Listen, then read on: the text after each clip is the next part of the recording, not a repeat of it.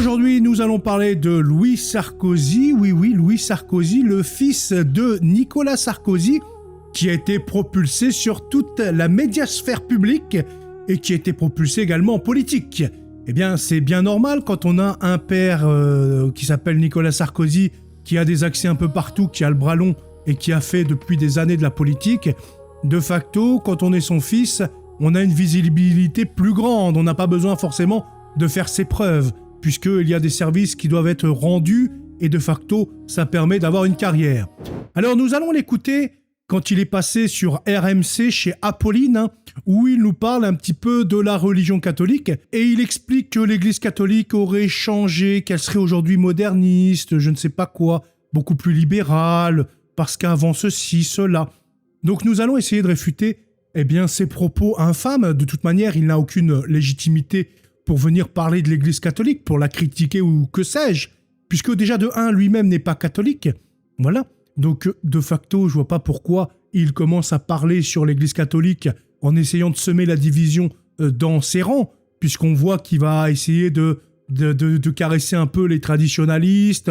Vous voyez, il sait très bien qu'aujourd'hui, il y a un peu un conflit dans l'Église, et il va remettre un peu de charbon sur le foyer pour toujours plus de division.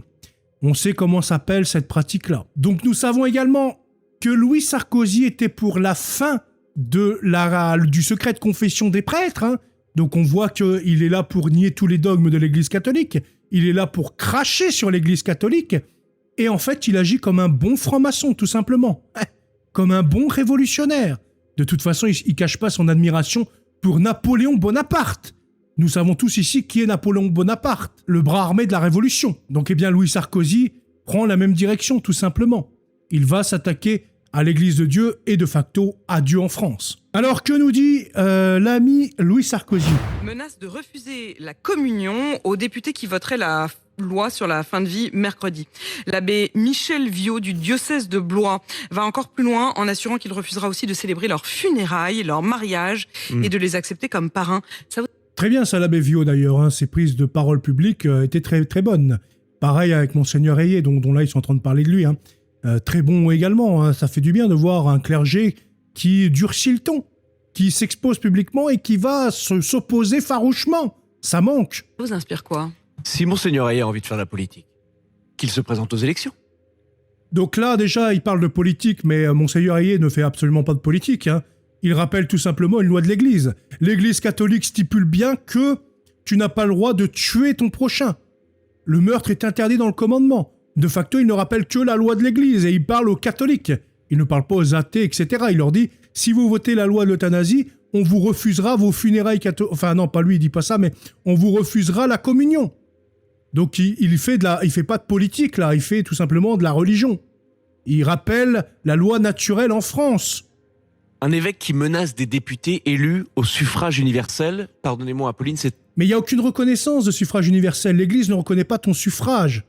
L'Église reconnaît que les lois de Dieu, et elle est là pour promouvoir les lois de Dieu. De facto, on s'en fout qu'il ait été élu par un peuple ou peu importe. C'est un contre-parlementaire en soutane, alors qu'il joue le jeu, qu'il se présente, ou qu'il retourne à sa cathédrale. N'est-ce pas ?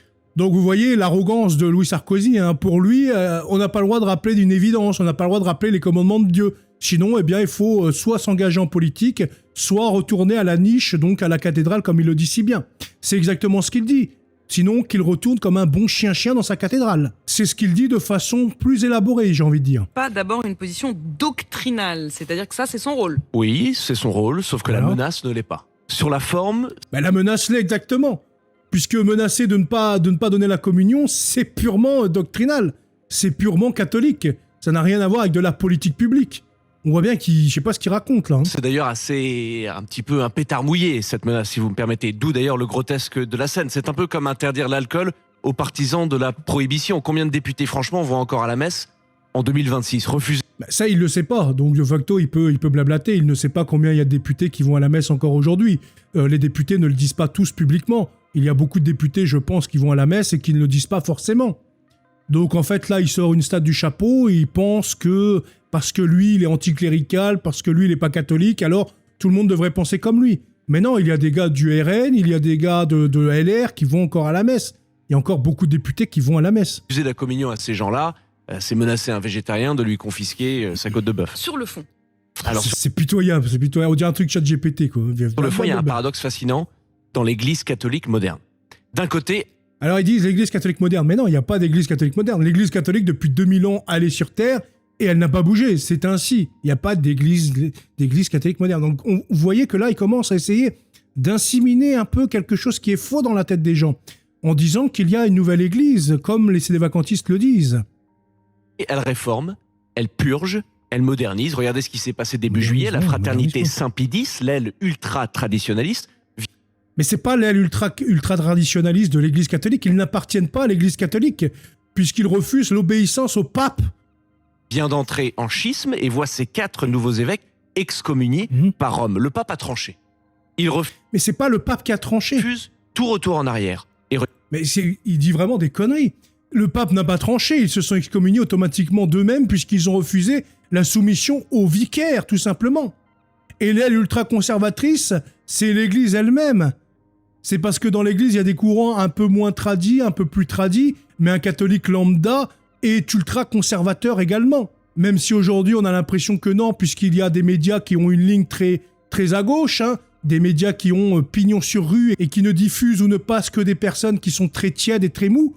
Mais il y a toute une aile également dans l'Église catholique qui est traditionnaliste, monsieur Sarkozy. Voilà.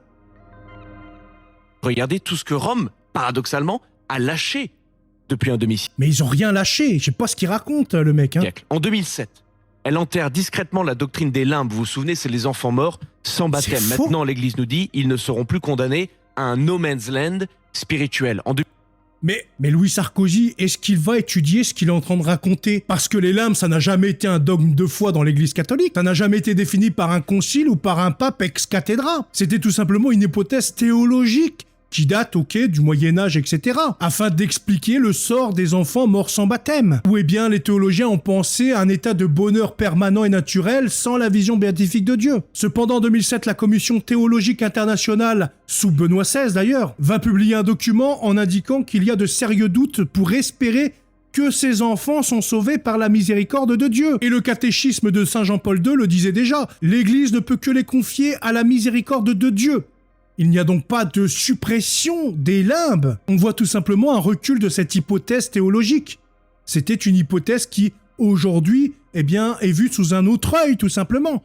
Il n'y a pas de suppression des limbes, il n'y a pas d'évolution, il n'y a pas de négation de dogme ou je ne sais pas quoi. Ce qu'il est en train de raconter là, en fait, c'est faux. 2018, la peine de mort tolérée pendant 2000 ans devient soudain inadmissible. Alors là, il a raison, puisque c'était toléré par l'Église catholique depuis 2000 ans, depuis toute son existence. Donc l'Église a toujours enseigné que l'autorité légitime pouvait, en théorie, recourir à la peine de mort pour protéger le bien commun en dernier recours. Ça, les gens oublient de le dire, c'était vraiment en dernier recours. Mais c'était, oui, totalement toléré. Là où le pape François, en 2018, va modifier le catéchisme pour dire qu'aujourd'hui, c'est inadmissible la peine de mort. Parce que, d'après lui, il y a eu des évolutions technologiques, nous savons arrêter les coupables, etc. Et il n'y a plus besoin de recourir à la peine de mort. Tout ça, c'est que du prudentiel, j'ai envie de dire. Le pape François n'engage pas son infaillibilité pontificale quand il explique ça.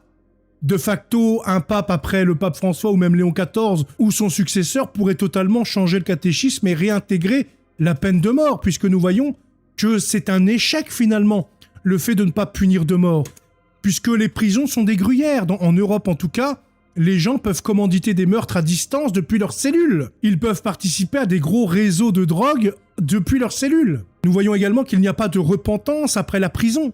Les gens s'en moquent complètement et au contraire, ils deviennent de pire en pire en sortant de prison. Donc je pense que dans le futur, nous allons revoir la peine de mort rétablie. En tout cas, repermise par l'Église catholique en dernier recours. Et d'ailleurs, ça date pas du pape François. Si on prend les propos de Saint Jean-Paul II dans Evangelium Vitae, on va déjà dans ce sens de la dignité humaine, du respect de la vie, etc., etc. Mais ce qui veut dire que tout ça n'est pas infaillible, je suis désolé. Donc ce qu'il est en train de dire, c'est faux. C'est faux, tout simplement. C'est que du prudentiel, il n'y a pas de véritable changement définitif sur ce sujet. Chacun a le droit d'exprimer en tant que pape, sa vision. Même si, aujourd'hui, personnellement, j'estime que cette vision politique et prudentielle a démontré qu'elle était fausse, qu'on ne peut pas tenir ce genre de propos aujourd'hui, puisque la prison n'est pas efficace. Alors certes, il y a eu des évolutions sur les enquêtes pour trouver les meurtriers avec la prise ADN, etc. et toutes les évolutions que vous connaissez. Ok, mais derrière, la prison, au contraire, a régressé. C'est ça le problème. Le catéchisme est donc modifié. En 2016, on ouvre la communion aux divorcés remariés. En décembre... Alors c'est faux, puisque la doctrine sur l'indissolubilité du mariage sacramentel n'a absolument pas changé. Je suis désolé. Un mariage valide reste valide. Et les relations sexuelles dans une nouvelle union restent de l'adultère. C'est un péché mortel. L'Église catholique n'est pas revenue dessus. Alors ok, oui, Amoris Laetitia de François va un petit peu insister sur l'accompagnement pastoral et surtout sur un discernement individuel. Dans certains cas où la responsabilité subjective est atténuée par l'ignorance, par la contrainte, etc., ce qui explique le pape François, et donc il n'y a pas ici de réelle évolution, donc il n'y a pas eu de changement, il n'y a pas eu un permis d'un coup pour dire « Ah bah si, c'est bon, tous les divorcés remariés peuvent aller communier, etc., etc. » Non, il y a juste eu une mesure pastorale d'inclus, c'est-à-dire que pourquoi, en fait, des divorcés remariés peuvent accéder, et d'ailleurs c'est dit c'est le pape François qui l'explique, hein, peuvent accéder comme ça à la confession et à la communion. Eh bien parce que ils ont discerné avec leur prêtre et ils sont partis dans la chasteté. C'est-à-dire qu'ils vont peut-être être mariés au civil avec une autre personne, mais ils ne vont pas avoir de relations sexuelles. Ils vont vivre comme des amis. Et c'est ça que le pape François disait. C'est pour ceux, en fait, qui ont un grand discernement et qui vivent comme des amis avec leur nouvelle femme, qui n'ont aucune relation sexuelle. De facto, s'il n'y a pas de relation sexuelle et qu'ils veulent vivre en amis en étant chastes, il n'y a pas d'interdiction d'aller au sacrement de confession et à la communion. En tout cas, c'est ce que le pape François disait. Donc on est loin du « oui, parce que divorcé remarié, dit juste oh, excuse-moi et tout, et hop, tu peux communier ». Non, non. C'est si on veut vivre dans une vie de chasteté. Et je crois que c'est Benoît XVI qui l'expliquait aussi avant le pape François. Ça date pas du pape François, ça. Hein. Voilà, je savais que j'avais déjà parlé de ça, donc voilà. J'avais répondu au père Yann, et je lui ai dit non, c'est faux, Saint Jean-Paul II l'explique déjà. Donc c'était pas Benoît XVI, mais c'est les Saint Jean-Paul II. Et ça se base sur Saint Ambroise. C'est seulement possible quand ils prennent l'engagement de vivre en complète continence, c'est-à-dire en s'abstenant des actes réservés aux époux. Alors là, je vais pas pouvoir zoomer. La réconciliation par le sacrement de pénitence qui ouvrirait la voie au sacrement de l'Eucharistie ne peut être accordée qu'à ceux qui se sont repentis d'avoir violé la signe de l'alliance et de la fidélité au Christ et sont sincèrement disposés à une forme de vie qui ne soit plus en contradiction avec l'indissolubilité du mariage. Cela implique concrètement que lorsque l'homme et la femme ne peuvent pas, pour des graves motifs, par exemple l'éducation des enfants, remplir l'obligation de séparation, etc. Donc sous des motifs réels, eh bien qu'on ne peut pas se séparer, mais qu'on vit en chasteté, eh bien au cas par cas, on peut recevoir la communion. C'est ce que Saint Jean-Paul II expliquait avant le pape François, qui François l'a un peu plus poussé, on est d'accord. Mais le pape François s'appuyait, non c'est Saint Jean-Paul II, je crois, s'appuyait sur Saint Ambroise, hein. Voilà, qui parlait d'avoir accès au sacrement parce que c'est un grand pécheur, etc. Enfin voilà, je ne vais pas refaire tout ça ici, mais on a compris qu'en fait, c'est des petites définitions qui sont très mal comprises. C'est les gens vont faire une généralité de propos sans regarder le détail. Et là, on voit que ce qui est dit ici, en fait, est catholique, tout simplement. Que des personnes ne l'acceptent pas, on est d'accord. Que ce soit un petit peu, bon, on est un peu gêné avec ça, on est d'accord aussi. Mais pour autant, ce sont deux papes qui l'ont dit, donc bon... Après, voilà, soit on est catholique et on écoute le pape, soit non. Et soit on cherche les choses le plus catholiquement possible. Alors, on va continuer. En 2023, Rome autorise la bénédiction des couples de même sexe sur la messe en latin, sur l'accueil des personnels. Alors, vous voyez, donc là, il reprend également la bénédiction de Fiducia Supplicans, qui a fait beaucoup causer, qui autoriserait donc des bénédictions pastorales, hein, de couples homosexuels, mais seulement le pape François l'a rectifié juste après, du moins il l'a dit. Il a expliqué ce que c'était pour lui. C'est-à-dire que ce sont des personnes et non pas des couples. Voilà, il n'y a pas de bénédiction pour des couples homosexuels, mais pour des personnes. Des bénédictions pastorales, spontanées. C'est-à-dire que le curé ne sait pas forcément que ces personnes-là sont homosexuelles. Il demande une bénédiction, il reçoit. Qu'est-ce qu'une bénédiction ? Eh bien, c'est déjà d'une reconnaître qu'on est dans le péché. Voilà, et on demande l'aide de Dieu pour réparer ce péché, ou du moins pour essayer de s'en écarter, pour essayer de vivre droitement sous les lois de Dieu. De facto, des couples LGBT, etc. ne vont pas les demander des bénédictions aux prêtres pour reconnaître que finalement ils sont dans le péché. Ce sont plutôt les gens qui sont pas orgueilleux qui font ça. Donc que ce soit deux personnes homosexuelles qui sont là et qui demandent une bénédiction spontanée parce qu'ils reconnaissent qu'ils n'arrivent pas à vivre comme le Seigneur le voudrait, c'est complètement différent que de dire « Ah oui, maintenant on bénit tous les homosexuels et tous les couples ». Vous voyez, encore une fois, on vient inventer une nouvelle définition. On vient exagérer le véritable propos pour desservir l'Église catholique, pour desservir la papauté et surtout pour servir sa propre maison, pour diviser toujours plus. C'est ça les propos des sédévacantistes aussi. C'est exactement la même chose. Lire les choses le moins catholiquement possible et tout mettre hors contexte pour faire semblant que tout a changé. C'est ça le gros souci. Parce que Fiducia Supplica ne supprime pas la doctrine sur le mariage, une femme et un homme, et il l'explique bien entendu au début en plus du document. Donc il n'y a absolument pas le moindre changement. Les bénédictions, ça a toujours existé dans l'Église catholique. Pour les plus gros pécheurs, on peut demander à un prêtre « Mon père, bénissez-moi ». Voilà, et puis à la confession « Mon père, bénissez-moi parce que j'ai péché ». Et en plus, ce qu'on peut dire également, c'est que l'Église n'a absolument pas le pouvoir de bénir l'union homosexuelle en tant que telle, en elle-même, puisque ça vient nier complètement bien ce que Dieu a dit, donc elle est dans l'impossibilité de le faire. Et ces bénédictions ne valideront jamais rien moralement. Le prêtre bénit spontanément, tout simplement. « Mon père, bénissez-nous parce qu'on a péché. Ok, je vous bénis, terminé. » C'est spontané. Il n'y a pas derrière une acceptation morale ou dire maintenant on légitimise ceci ou cela. Donc nous voyons que Louis Sarkozy essaye de se servir d'arguments sédévacantistes pour créer une division. Donc nous sentons bien que tout ce qui est secte sédévacantiste, c'est de la division, ça vient de Satan tout simplement. Puisque des gens comme lui s'en servent, des musulmans comme Yassine s'en servent également. Donc on voit que Satan se sert de ses propres armes pour attaquer l'Église catholique. LGBT sur l'écologie, l'Église... Donc ils disent il dit qu'on a changé sur la LGBT. Alors je vois pas en quoi on a changé sur la LGBT. Accueillir les personnes homosexuelles, ça a toujours été une doctrine de l'Église catholique. Ce n'est pas nouveau, j'ai envie de dire.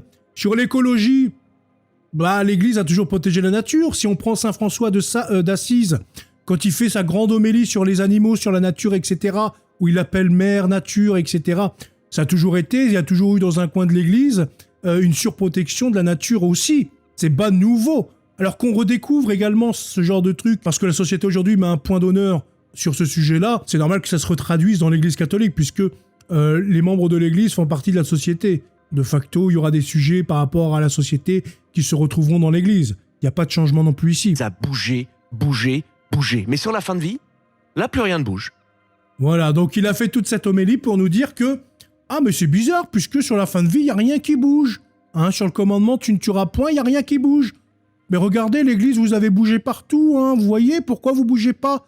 Donc là, il essaie de retourner le clergé contre leur propre Église. Il essaie de leur dire « Vous voyez, vous avez bougé partout, mais pas sur ça. Donc peut-être qu'il faudrait vous engager sur ça aussi, les gars. » Voilà, c'est ce qu'il veut faire, diviser. Là, c'est infranchissable. Là, on excommunie, là, on menace. Pourquoi ce sujet-là et pas d'autres ? Enfin, l'Église a le droit de dire qu'elle défend la dignité de la personne humaine face à un droit de mourir qu'elle estime être un abandon. Mais défendre la dignité humaine, c'est défendre la liberté humaine. Voilà la question, la seule vraie question de ce débat. Si un individu n'est pas propriétaire de sa propre mort... Mais l'individu n'est déjà pas propriétaire de sa propre vie. Alors encore moins de sa propre mort et encore moins de son propre corps, j'ai envie de dire. Voilà, c'est Dieu qui donne la vie. C'est Dieu le créateur et le maître de la vie et de la mort. Ce n'est absolument pas l'homme, comme Louis Sarkozy veut nous le faire croire ici. Ce grand libertaire qui vient nier les droits de Dieu sur l'homme. Il est en plein dans les droits de l'homme. Il est en plein dans l'homme s'émancipe de Dieu et l'homme se place au-dessus de Dieu. Il est en plein dans cette idéologie-là. De quoi est-il réellement propriétaire ? Il est propriétaire de ses péchés en tout cas. Ça, il est vraiment propriétaire. Et il en assumera les conséquences devant Dieu. Seulement libre, la liberté de l'homme. Déjà, en plus, il parle de propriété, mais Louis Sarkozy devrait déjà s'engager sur le fait que chaque Français peut avoir une propriété privée, qu'il puisse avoir un cabanon dans son jardin sans rendre des comptes, qu'il puisse être déjà libre chez lui, qu'il puisse être déjà libre dans sa propre famille, au lieu de vouloir être libre dans le fait de se suicider ou de se faire tuer par un médecin qui n'est pas là pour ça, qui est là pour soigner. Donc il y a des sujets bien plus graves et plus importants à l'heure actuelle, comme la liberté d'être maître dans sa propre patrie et sa propre nation, d'être propriétaire de sa propre patrie et sa propre nation. Donc voilà, monsieur Sarkozy, vous avez des sujets déjà très importants du côté sociétal, vous n'avez pas besoin de vous mêler du côté spirituel puisque vous n'êtes pas catholique. Donc mêlez-vous déjà de ce qui est politique dans la société et ensuite venez essayer de donner des ordres à l'Église catholique qui, elle seule, je le rappelle, a fondé la France, la civilisation française a permis à la France de briller partout dans le monde pendant 1300 ans.